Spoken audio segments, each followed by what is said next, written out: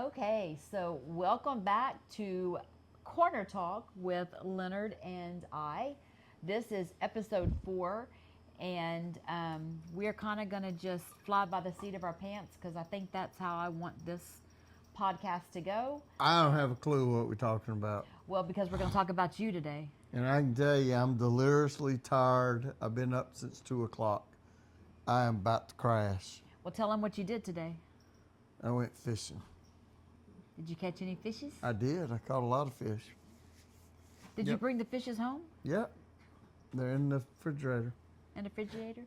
So, did you win anything? I didn't win jack, nothing. Well, but we thought he was going to win, didn't Yeah, you? I was number 1 and then slowly disappeared. So I think that I want to touch on some parts of our history that I don't think we get to share too much of. And we're going to focus on Leonard this week since we all know he loves talking. So I need to give him some mic time so he can share about some of his passions that he has. What kind of passions do you have, Leonard? You. Look Well- how cute she looks in her blue dress. Well, besides me, before I came along, what did you like doing? Okay, that's enough. What are you getting at? Just ask me a question. I did. What's your passion? I don't know if I have a passion. You don't enjoy cooking? Yeah, I Okay. enjoy cooking.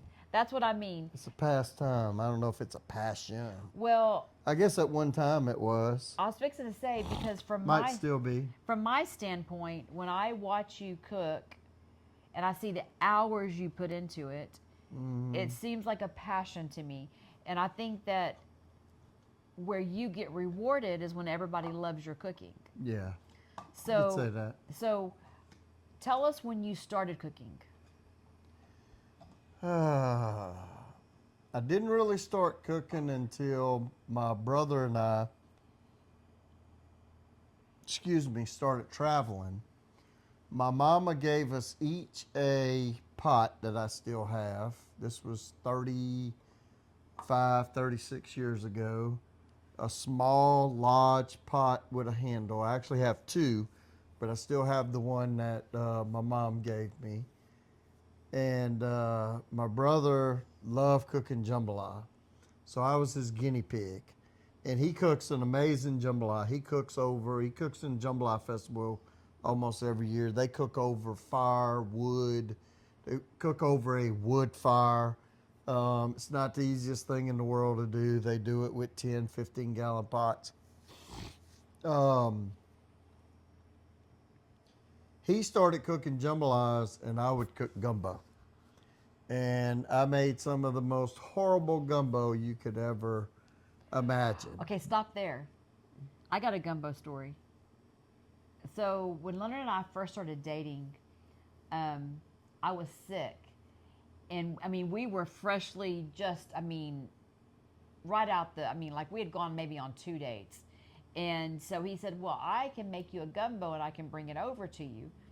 Well, y'all know the to-go containers that are see-through, that are plastic. He brought over what looked to me like dirty dishwater with a chicken leg floating in it. And let me just say, his gumbo doesn't look like that anymore. Let me back No. up. It tasted amazing, but I thought, what did he cook me? Because I'd never had gumbo before. So finish about your gumbo. Yeah, my mom always cooked a light, thin gumbo. I like a dark, thick gumbo. Yeah. I like all types of gumbos. I'll eat almost any gumbos. In Texas, there's some things that just aren't gumbo. So, but let's back up a little bit. So growing up, we would always go to the church fair. My uncle, my daddy's oldest brother, who was a lot older than my daddy, had these big, huge jambalaya pots, and he cooked the jambalaya for the festival every year. And as a kid, we were amazed, me, my little brother, my cousin Charlie, my cousin Lewis, we would watch every move Uncle B made, because when it came to adding the water, he would take a water hose and fill up the jambalaya pot, and it'd come out perfect every time. So those of you that don't really know how to cook a jambalaya, it's almost 50-50 or 100-100. However much rice you put in, you put double the water, because rice soaks up the water. And that man, And he knew how to do it as perfect. when we were kids, he would Y'all don't call it a water hose. Y'all call it a hose pipe. yeah, with the hose pipe. So his Coco. wife, my Aunt T, we're gonna tell some Aunt T stories one day. Come on. She was about this tall, literally. She oversaw the gumbo. So they made jambalaya and gumbo, and they sold, and that's what everybody ate at the church fair. People still can't cook like they used to cook. It just was absolutely amazing. So as a kid, I was amazed by my Uncle B. His youngest son, Glenn, became one of the greatest cooks you'll ever be around. Amazing cook. And he got that bug from his dad. Kind of skipped over the two oldest sons, but it got him. And he cooked for a long time. Catering, had a food truck, trailer, whole 9 yards. So I can go all the way back to my Uncle B being absolutely amazed with the water hose pipe, like we used to say, and my Aunt T overseeing these huge pots of gumbo with salt, pepper, and garlic. They didn't have Tony Chachere's back then. They didn't have all these seasonings. And it was seasoned good?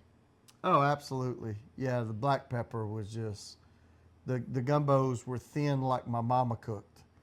And it's good too. my mama was an amazing cook. I'm fortunate enough to have her Magnolite pot. And a lot of people ask about that pot too. It's old. It is the original USA made. I don't know how far Magnolite goes back, but it's as old as I am. I mean, I can remember forever. We didn't eat out. Going to Sonic when Sonic opened, whenever we didn't even have seatbelts back then. That was a treat. We ate whatever my mama cooked, and your daddy always had a garden too. My daddy always had a garden. It was a community garden. People would come, and green onions when he grew green onions every year. My daddy loved his garden, and I hated his garden because he worked our butt off. So the most significant person in my life from cooking is my sister Lydia. When the three older kids had moved out, she started doing a lot of cooking. All my siblings can cook. Lance, the youngest one, he cooks a lot at his church. He's the Cajun guy at his church. They live in Mississippi. But Lydia probably had the most influence outside of my mother when it came to cooking. I didn't know that. Oh yeah, she. I mean, I know she's an amazing cook. She cooked all the time. So we didn't eat out. We wasn't a whole lot of leftovers, I can tell you that much. But we did eat leftovers. But we were poor. But our two freezers were always full. Always. We always had food to eat. Well, we have one squirrel here, and I saw it today in the tree, guys. It's a sad squirrel. It is a skinny little squirrel. Yeah, he ain't going in the pot. That little joker. It's the first squirrel we've ever had. Seen. Yeah. So fast forward, you started doing more cooking whenever you and Larry were on the road working.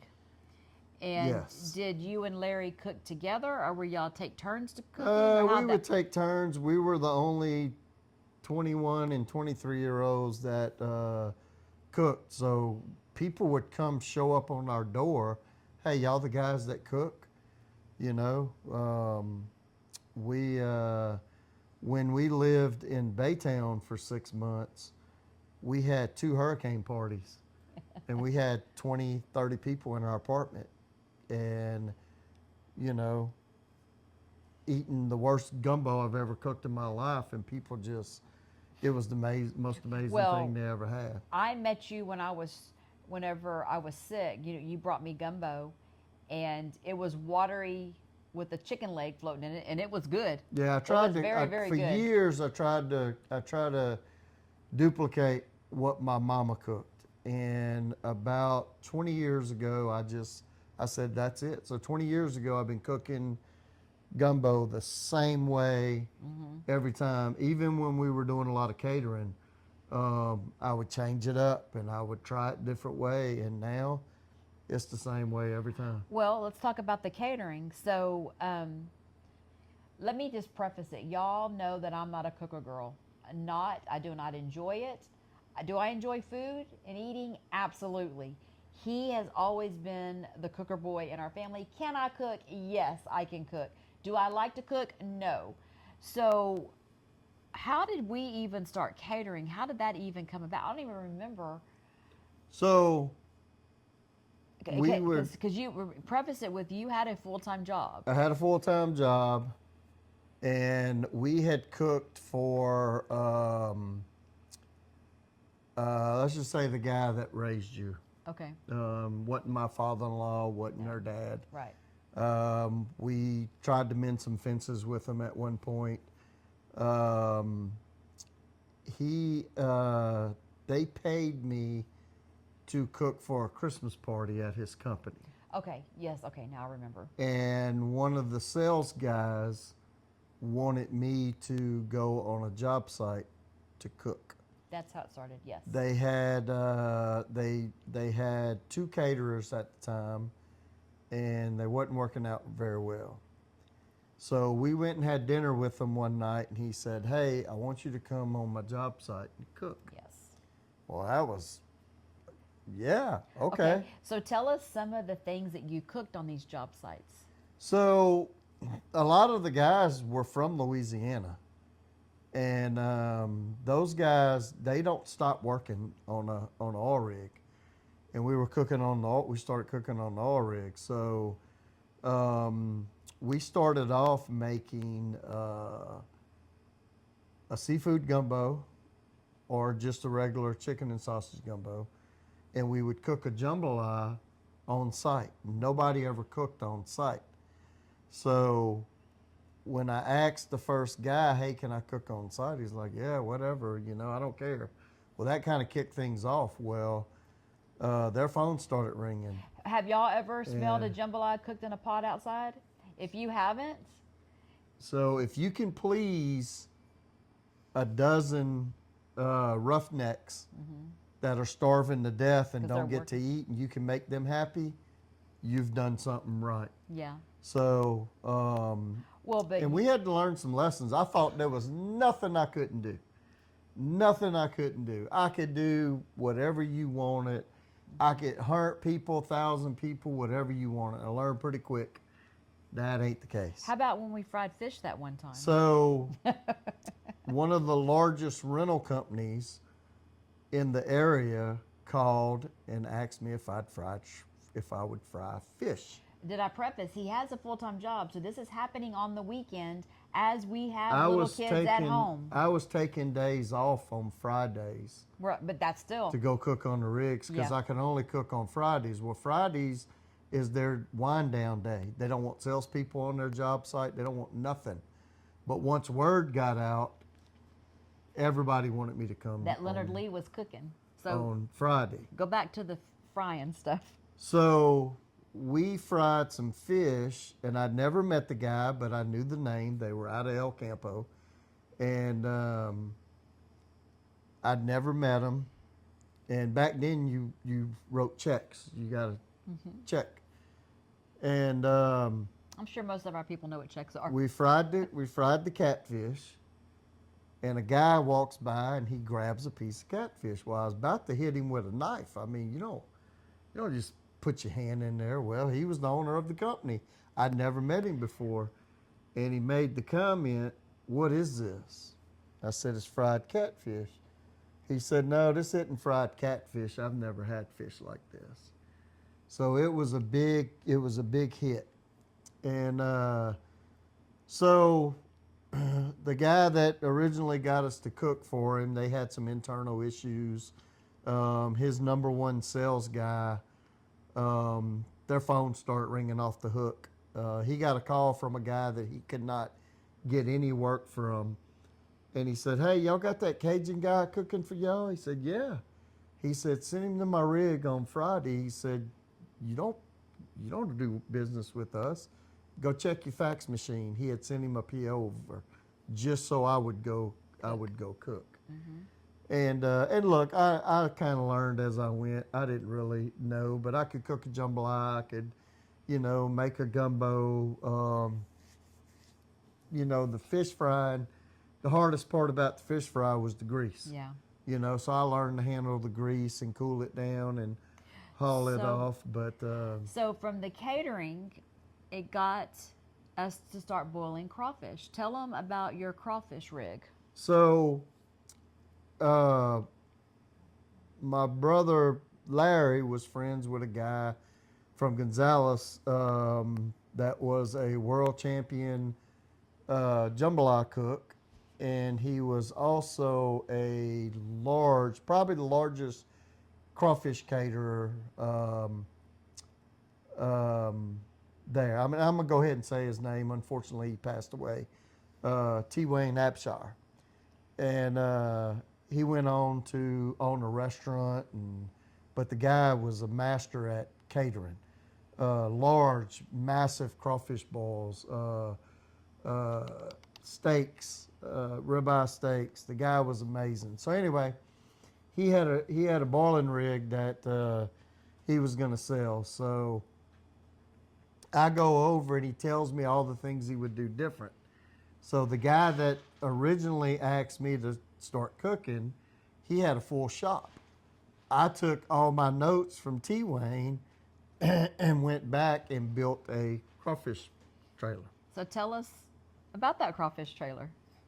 So the crawfish trailer made us a lot of money, but it was also at a time where we told a little bit of the story early on. I think in episode 2, we had little ones, and I'm loving what I'm doing. I'm having a blast, and she's miserable. I'm spending all my time in my little shop, and we're going to tell that story. Since Delane is with us this weekend, we're going to tell the Delane story about what I originally called a party room.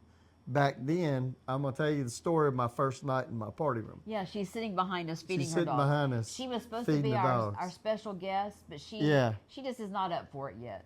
So the trailer, the boiling trailer, we hooked up with a guy that owns a Cajun restaurant in El Campo, and we did a bunch of boils for him.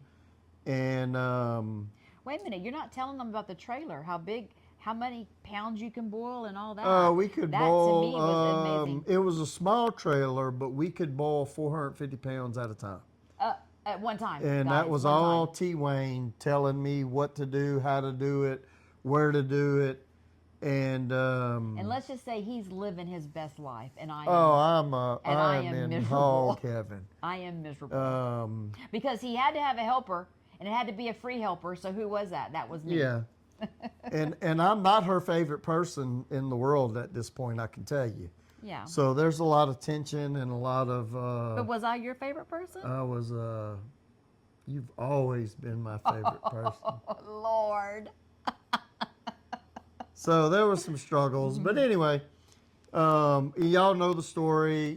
I got promoted, and we needed insurance, but I was. We had done some work for Halliburton, Schlumberger, several other companies, and it was really blowing up, and it was taking off, and we had to cancel all those. Because you don't go to a rig and cook on a Saturday or Sunday. It's just I don't know if it was just bad juju, whatever you want to call it. It was, we were lucky enough to be able to cook on Fridays. Well, and that's whenever he got the promotion, or really at the time we didn't know it was a promotion, and we had to move. We had just built our house that we were going to be in forever, and we had to move, and our home sold. We didn't have to even put it on the market. Yeah, a guy that knew the neighbor across the street Said, I know somebody that'll buy told your house. told him a couple of times, if that guy ever sells, I want that house. And they still live there today, as far as I know. So, you know, did I want to leave? Absolutely not, because this is where I grew up. This is my hometown. This is where I've made a life. But we sold our dream home and moved to Houston area to a 2-bedroom apartment. I'd never lived in an apartment my whole entire life. It was the fanciest apartment you would ever see. It was. She spent $1,800 decorating this apartment and was miserable. Mm-hmm. It was a huge apartment. It was 1,100 square feet apartment. Well, you got to remember, I had 2 little ones. Danae was in junior high, and then I had 2 little ones at home, and he was working 16 hours a day. I knew nobody. Yeah. And what he taught me how to get to Baybrook Mall. So we would drop Danae off at school in the morning, and me and the little ones would go to Baybrook Mall, spend the day there, and be back to pick Danae up for after school, and then be home. And wait half for my retirement's at Baybrook Mall. But so we left behind all the catering that he was having a blast doing, because we had to be adults and move where the money was, and insurance. And nobody had boiling rigs in Texas. No, I mean, it was. So my phone's ringing off the hook, and I'm like, well, can we rent it? So I started renting it out. I mean, it was so cool pulling in with this big old rig behind your truck, and people were just, I'm still amazed at it. I still think it's the coolest thing We made a ever. wrong turn into a neighborhood, and people thought we were in the neighborhood selling boiled crawfish. And it just absolutely floored us. And they were ticked. They walking up with cash money. Yeah. And we didn't have boiled crawfish. So we moved to the Houston area. We fast forward. We work. He's working. Our girls they're growing up. We get into a home. I think we lived in the apartment 9 months, and then I said, I'm done. And he said, find a house. I found a house. We moved in. Oh, no. That is not how that happened. Well, how did it happen, Mr. Lee? But go back to, we're still cooking a lot of jambalas. So I went from 2 10-gallon pots to a 20-gallon and a 30-gallon, and we're still cooking a lot of jambalaya. We can't keep up. So I'm still doing some of that. Yeah. Just not a full not as much catering job. Right, not as much. And a lot of that was for well, not a lot of it, but we did some fundraisers and stuff like that.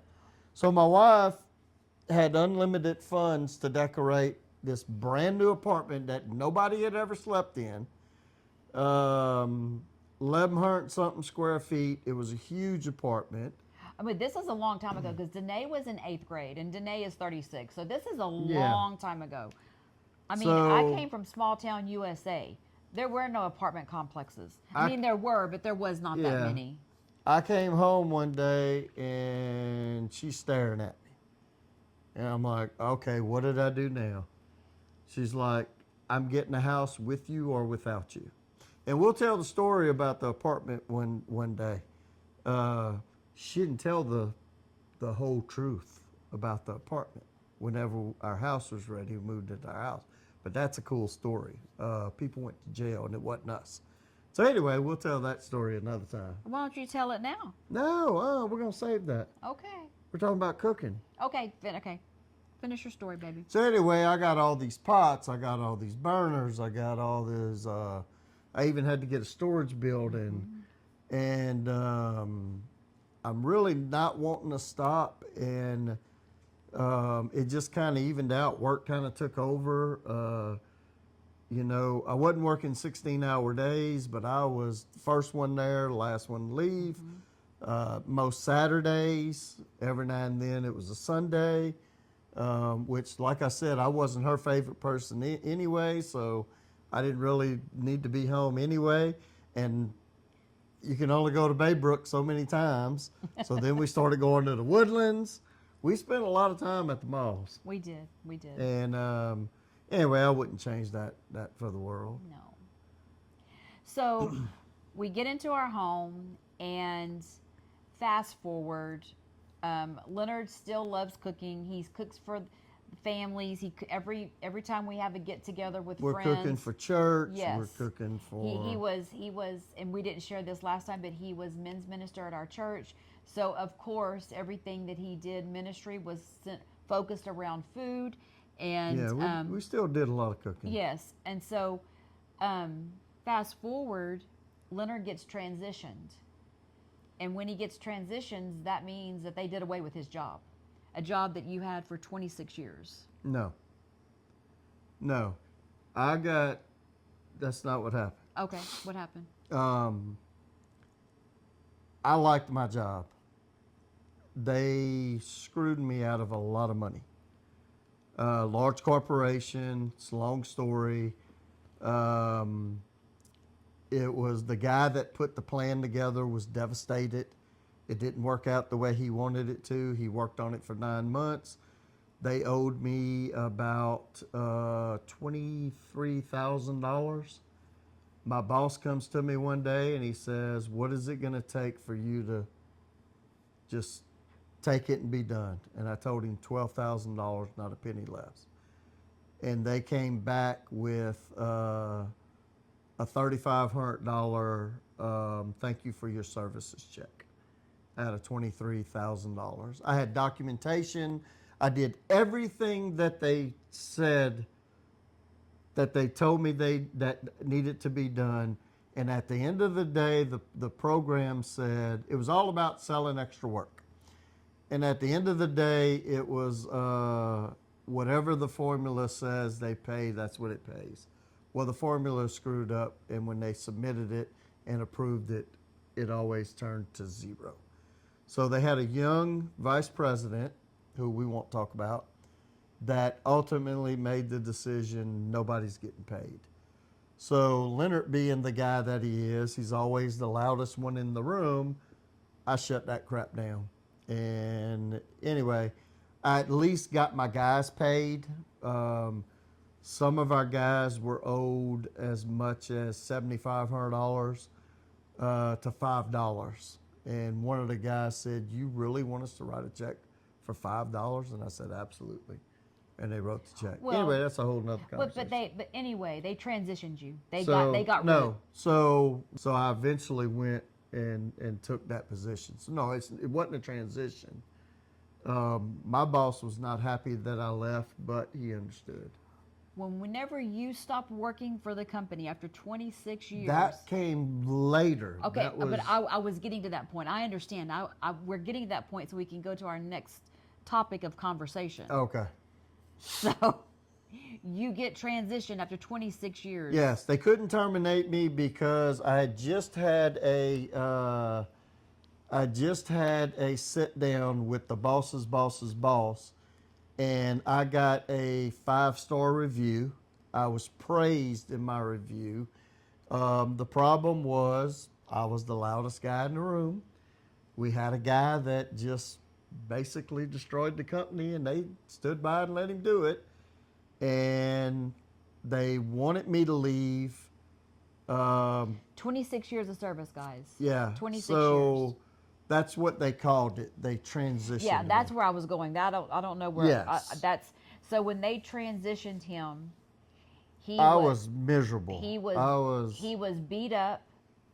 Literally, it was mentally, a constant battle, mentally, day after physically. day. Stupid, yes.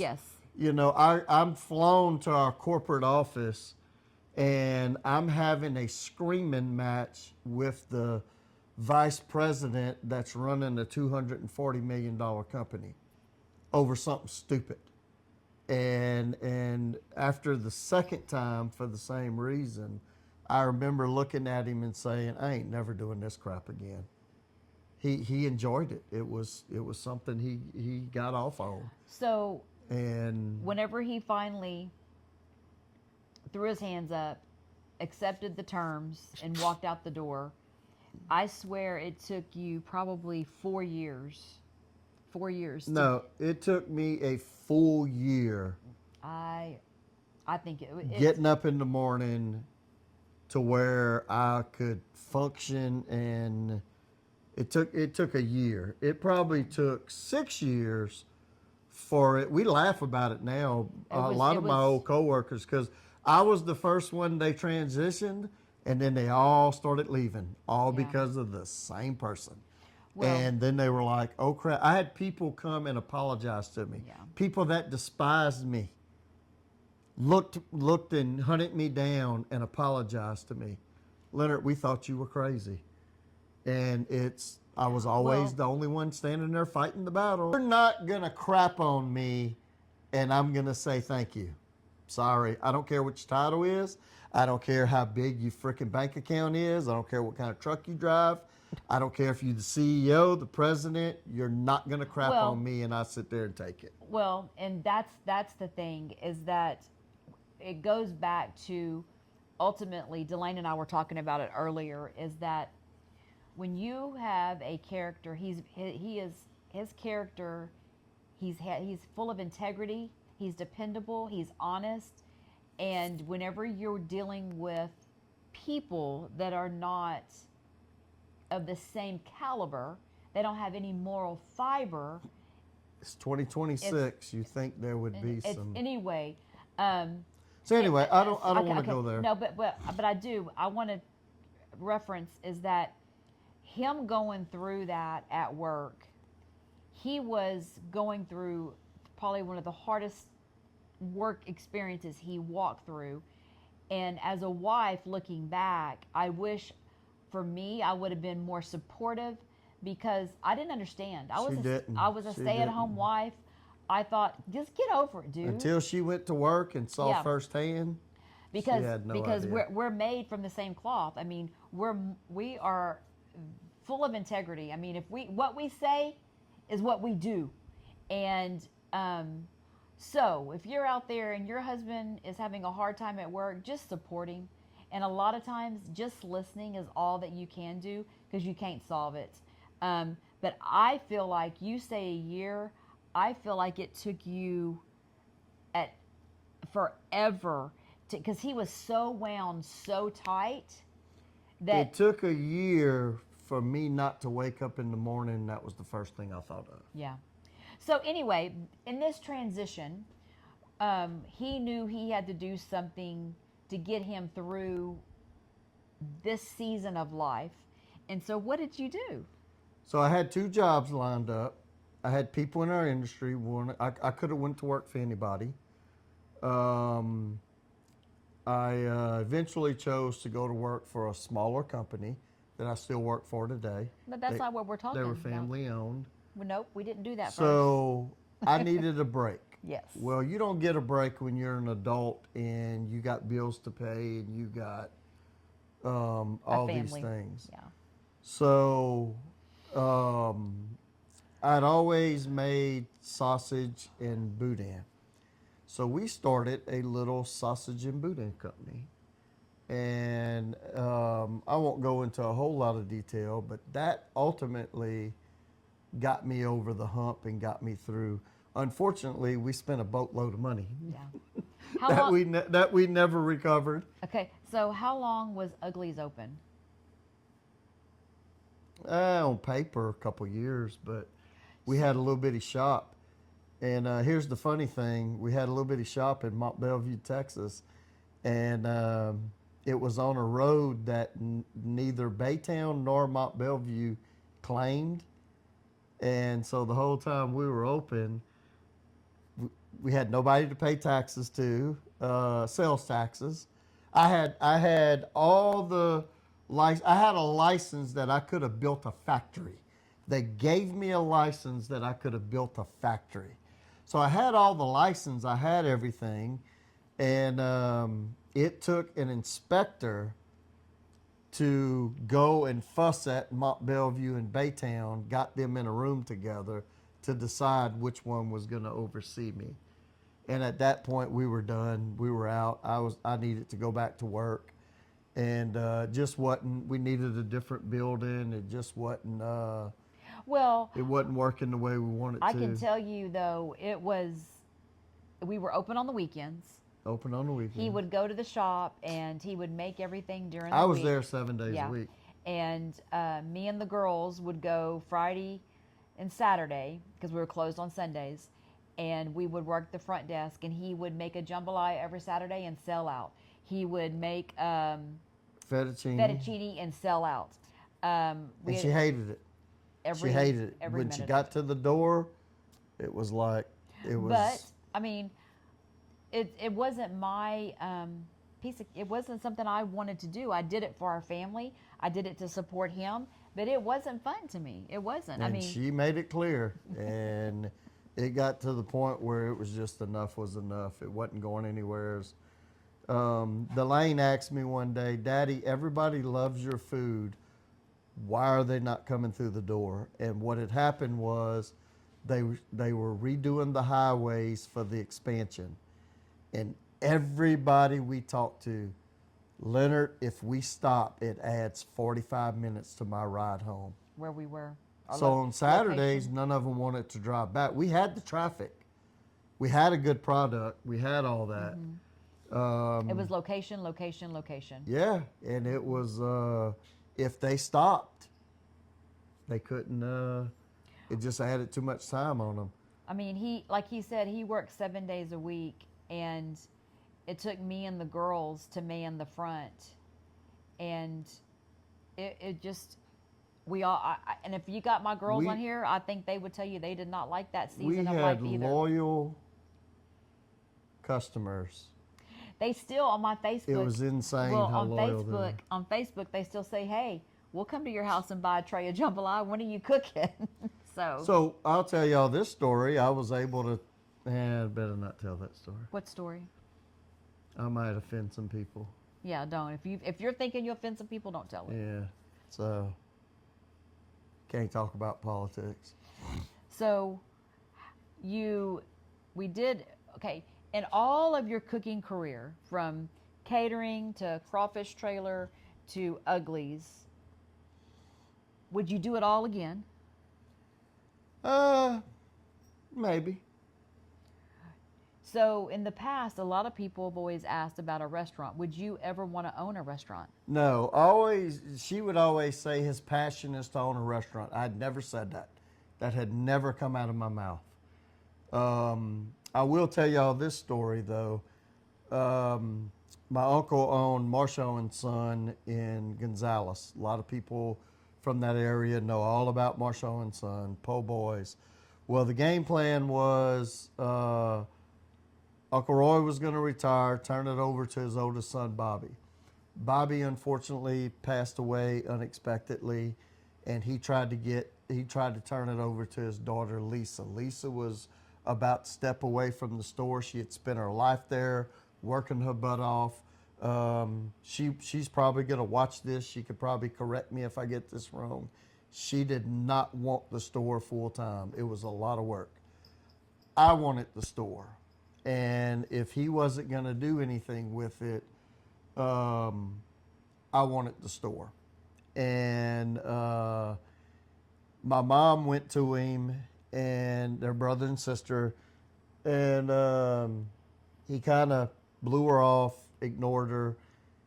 There was some legal issues going on with the business next door, and some health environmental issues, and he didn't want to talk about it, maybe couldn't talk about it legally, but we knew that Lisa was going to be done with it. So I actually get a call from Uncle Roy one day. True story. He passed away here a few months ago. He said, hey, your mama said you want the store. I said, yes, sir, I do. He said, all right, come see me next week. I'll make you a deal you can't refuse, and let's get going. I said, Uncle Roy, I can't just drop what I'm doing and run down there next week. And I think that was a relief for him because he was done. He wanted it to be over with and just close it down and be finished if Lisa wasn't going to take it. And so me not being able to make that commitment that fast, which was devastating for me, he shut it down. And I think they just had an anniversary. Lisa had posted something. They just had an anniversary, and but I was that close to getting Marshall and Son. Yeah. And so I think he was relieved. So other than that, that was a po' boy shop. He had everything established. Other than that, no, I don't want a restaurant. I don't want to. Well, do you miss the catering part or anything like that? Yeah, it was a lot of fun, but it was a lot of work. You can't please everybody. No matter what you do, you're gonna have some people upset. Other than the Roughnecks, those guys were amazing. We were so successful that the competitors to the guy that put us in business started calling us, and we started working for his competitors. Well, because he quit using us. I go back and I think about Thanksgiving. Thanksgiving, you fried a turkey. Oh, Lord. And what else did you cook? You cooked you fried a turkey, you baked a turkey. Baked the turkey. No, we smoked the turkey. Smoked a turkey. I go back to that day, and guys, to watch him, you worked your rear off. It's a lot of work. Cooking's a lot of work. And the way he's so meticulous, it's work. And that's how I view it. He loves watching the people eat his food. Yeah, I don't know about that, but I mean, I can count on one finger how many times I screwed up a meal. I screwed up a jambalaya on a rig working for your brother, but then I made it right the next time, and the guy was like amazed. Yeah. You know, and just not paying attention, not doing what I was supposed to be doing, and the rice didn't cook, and I couldn't fix it. They ate it. Nobody complained. But I told him, this is not the product you paid for. So. Well, I didn't even Really? know. This is what you want to talk about? You and your cooking, yes. It's very interesting. I mean, think about what I think about. We'll be married 35 years in January. Think about the seasons of life that we've walked through together. Yeah. Yeah. And there's a dish full of it. What?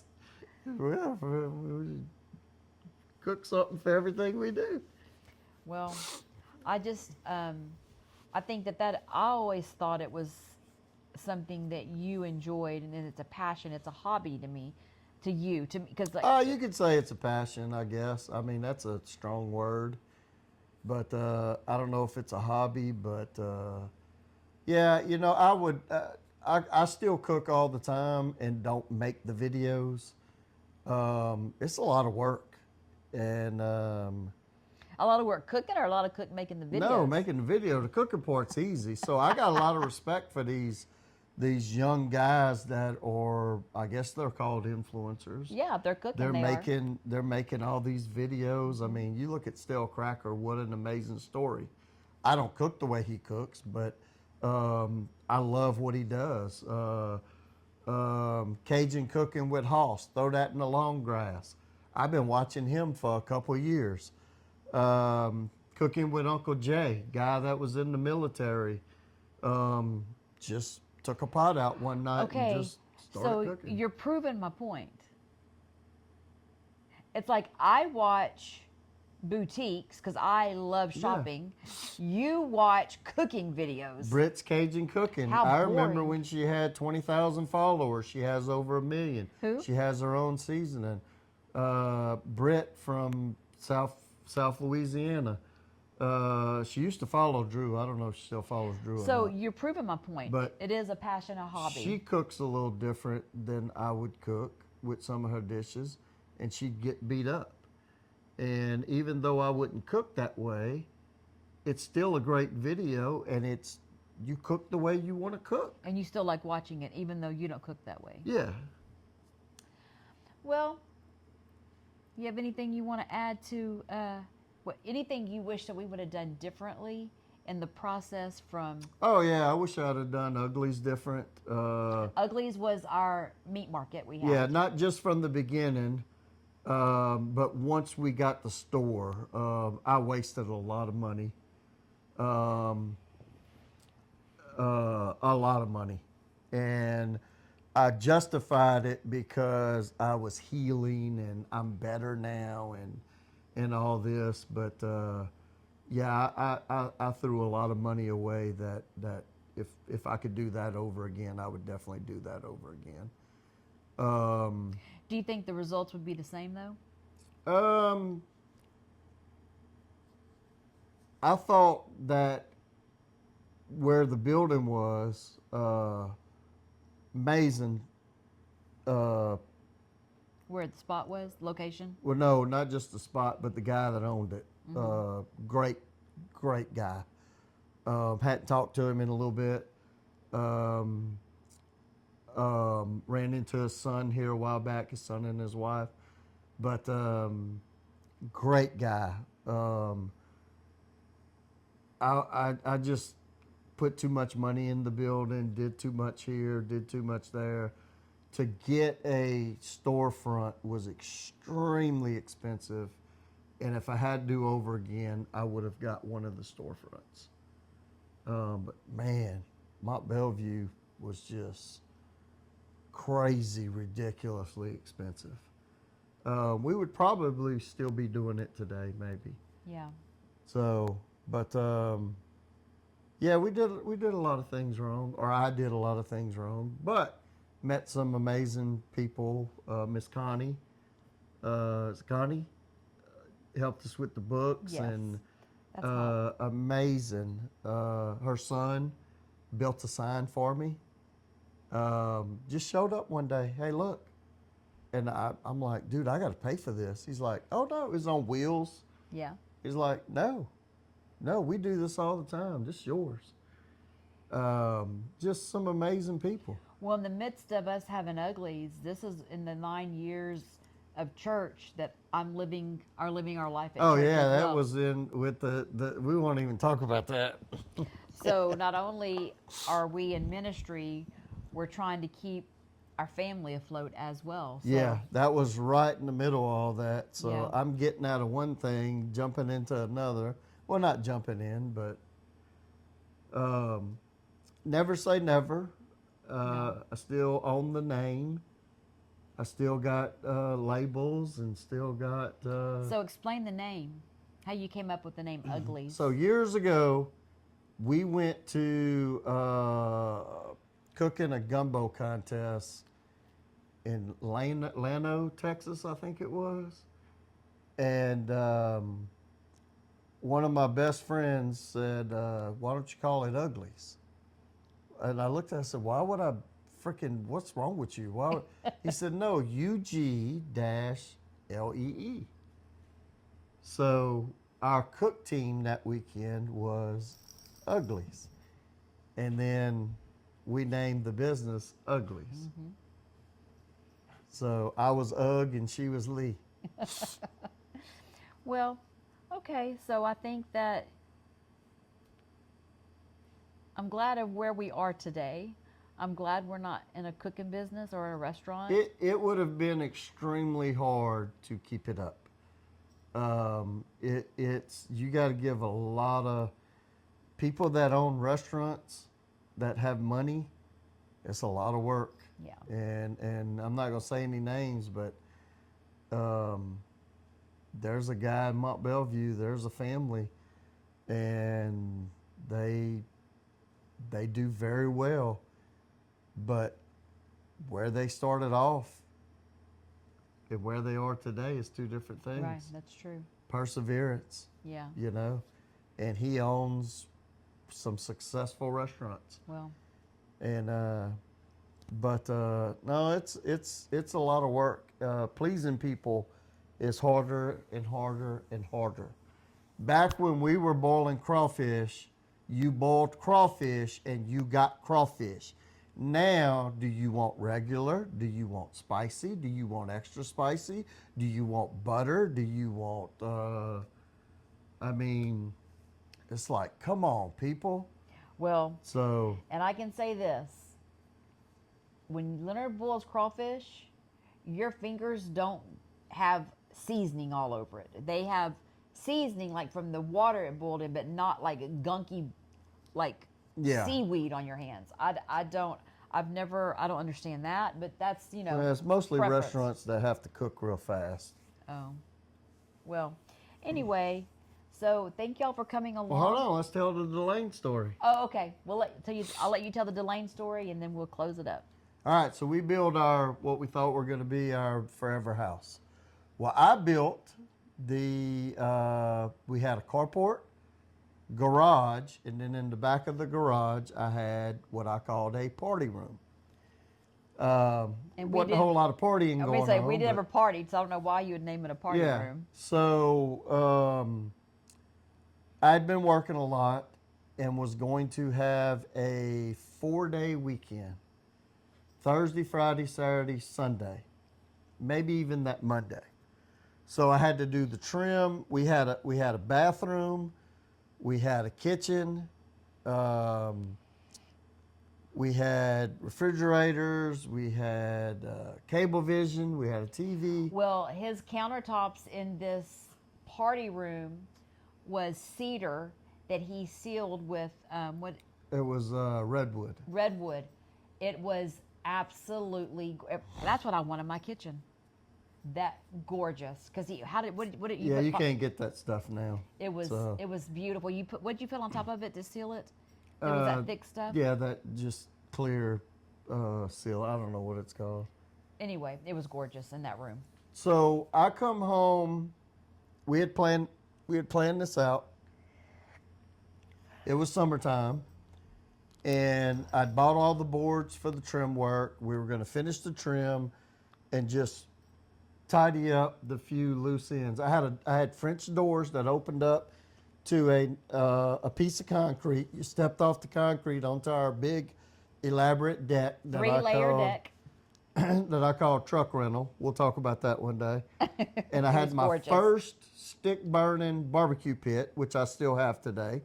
It was custom built. That's a story in itself. It was amazing. We had it all planned out. The double doors were. It was just cool. It was a great place. We had a 4th of July party. We had 160 people at our house. It was actually Delane's 3rd birthday. And it was her 3rd birthday, Yeah. but we celebrated her birthday, but it was 4th of July weekend, and the way it fell, we had people come from Louisiana, so we did barbecue and all that, and then the people from Texas. And mosquitoes were horrible. Yeah, the people from Texas wanted Louisiana food, so we did crawfish etouffee. He says he did. Jambalaya. T-Boy Bro cooked the jambalaya. Yeah. He's like, Leonard, this is the best vacation I ever had. I got to cook a jambalaya. And so I let him cook the jambalaya. And you boiled crabs. And we did crabs the Saturday. And they still talk about those crabs to this day. Special order. That's a whole nother story.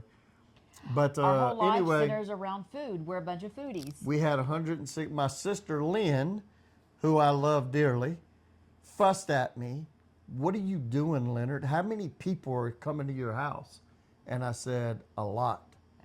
And she was shocked. She apologized later. She didn't know that many people liked us. She's not big on apologies, and she apologized later. She said, I had no idea. And there was a lot of people that RSVP'd that did not come. A good friend of mine, Ben Colburn, brought fireworks.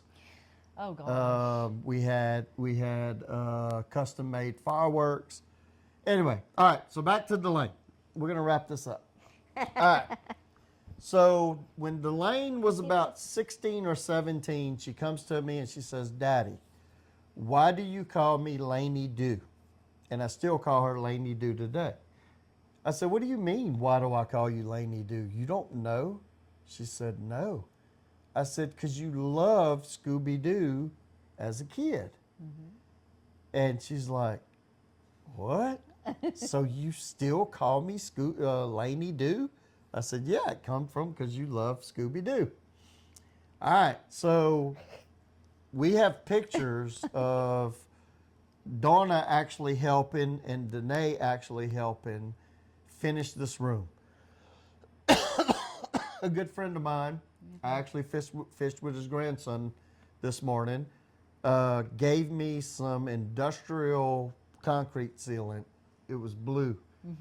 So I come home and I was going to build a custom table to play cards on.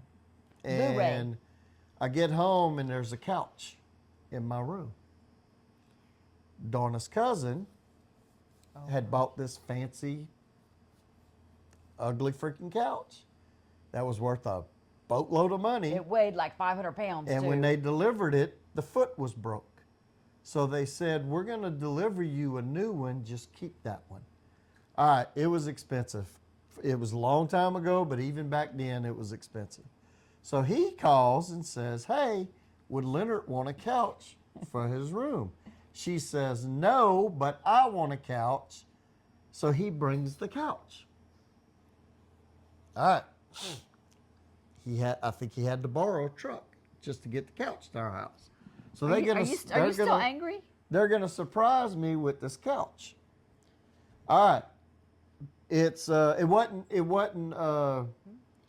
wasn't summertime because LSU was playing football. So we were going to finish the room, which we did.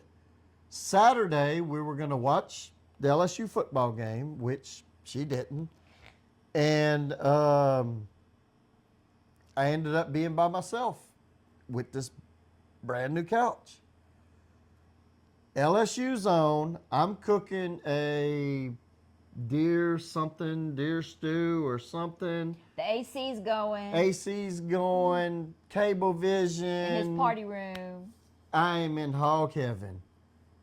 And there's Delane at the door with her blanket. And her little Blue's Clues nightgown. Her blankie.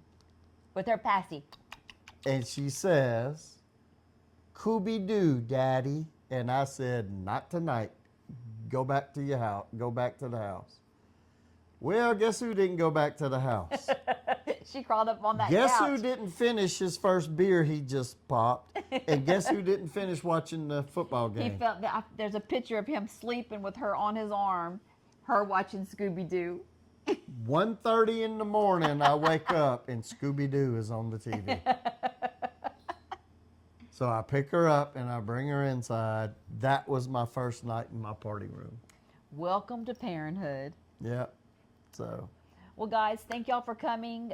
Stay tuned for episode 5. Really don't know what it's going to be yet, but y'all stay tuned. Thank you for tuning in. We got to do something. This is getting boring for these people. They said it wasn't a dud and that it wasn't boring. The last one? Yeah, they liked it. They just said it looked like I was making you do it. You do. That's what you do to me. Yeah. Did y'all not hear what he said about his job after 26 years? You're not going to do something just to make somebody happy. Yeah. Maybe we'll have that conversation. No, we won't. We're going to keep this on the up and up, guys.